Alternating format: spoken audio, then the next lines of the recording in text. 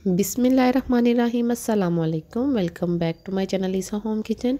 जी viewers, तो आज मैं आपके साथ शेयर करूंगी चाय की बहुत ही टेस्टी और डिलीशियस सी रेसिपी। आज हम गुड़ वाली चाय बनाएंगे और थोड़े से हम इसको अलग तरीके से बनाएंगे जो कि बहुत ही टेस्टी बनती है और सर्दियों में तो ये बहुत ही अच्छी लगती है।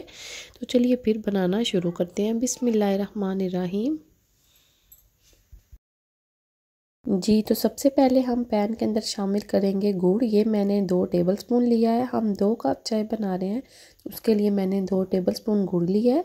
इसको हमने पैन के अंदर शामिल कर दिया और इसकी आंच हम बिल्कुल हल्की कर देंगे और इसको हम कैरमलाइज होने देंगे। हल्की आंच आपने बिल्कुल इसकी रखनी है।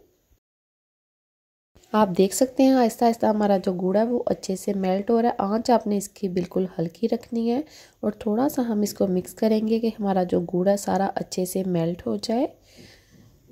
1 से 2 मिनट लगेंगे और आपका जो गुड़ है वो अच्छे से मेल्ट हो जाएगा। आप देख सकते हैं गुड़ हमारा अच्छे से मेल्ट हो चुका है। इसमें थोड़ी बहुत जो गुठली है वो हम इसको अच्छे से प्रेस करेंगे और वो भी अच्छे से मेल्ट हो जाएगी। हमने इसको बहुत ज़्यादा पकाना नहीं, जस्ट हमने गुड़ जो है उसको मेल्ट करना है। कैरमलाइज हो गया हमारा गुड़। अब हम इसके अंदर शामिल करेंगे 1 कप पानी और साथ ही हम इसके अंदर शामिल करेंगे दालचीनी का एक छोटा सा टुकड़ा और लौंग हम इसके अंदर शामिल करेंगे 2 से 3। इससे जो आपकी चाय का फ्लेवर है वो बहुत ही अच्छा आएगा।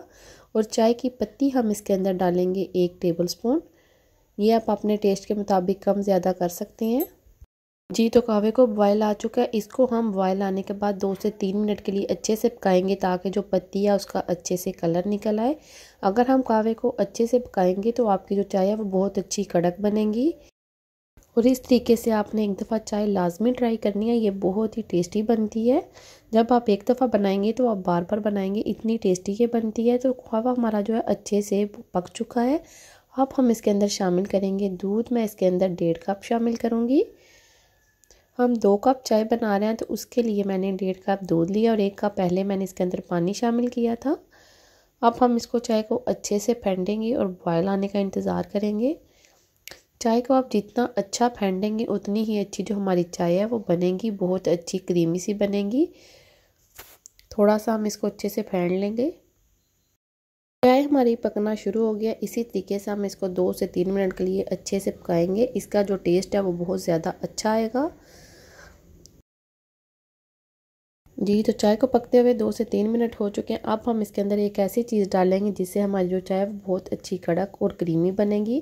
मैंने इसके अंदर दूध की मलाई 1 चम्मच डाली है। इससे आपकी जो चाय है वो बहुत अच्छी गाढ़ी बनेगी और इसका जो टेस्ट है वो बहुत अच्छा आएगा। 1 मिनट के लिए हमने जस्ट इसको पकाना है। मलाई 1 चम्मच शामिल की है। अब हम इसको कप्स में निकालेंगे।